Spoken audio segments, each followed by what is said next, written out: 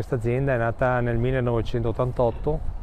veniamo da una tradizione però del settore, anche mio papà era un allevatore di suini. È nata nel 1988, noi siamo una famiglia di 6 fratelli e oggi abbiamo 1500 scrofe in questo sito di Zero Branco, che è la sede principale,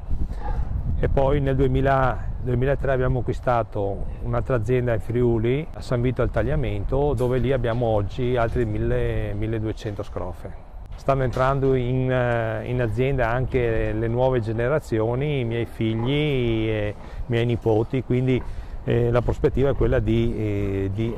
andare avanti. Diremmo, io personalmente ricopro delle cariche anche sociali, sono vicepresidente nazionale, sono presidente regionale della sezione suini e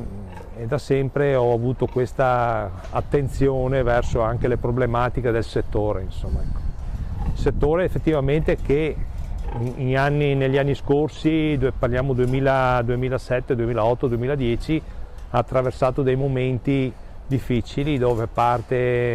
una parte delle nostre aziende italiane ha chiuso e comunque adesso, insomma, il numero di scrofe si è ridotto e comunque in questa fase, in questi ultimi anni, chi ha resistito può godere anche del beneficio di un mercato favorevole. Diciamo che noi comunque come azienda produciamo esclusivamente prodotto DOP destinato alla produzione del prosciutto e di tutti i derivati come cacciatorino, come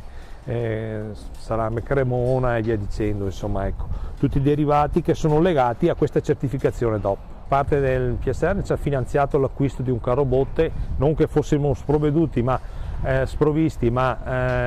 effettivamente avevamo la necessità di avere un ulteriore mezzo per l'asporto dei liquami dell'azienda, anche perché i tempi che abbiamo a disposizione sono molto stretti. Ecco, tra la chiusura invernale e il periodo di semina, pre-semina e post-semina, insomma, diciamo che abbiamo 3 o 4 mesi di tempo per poter portare nei terreni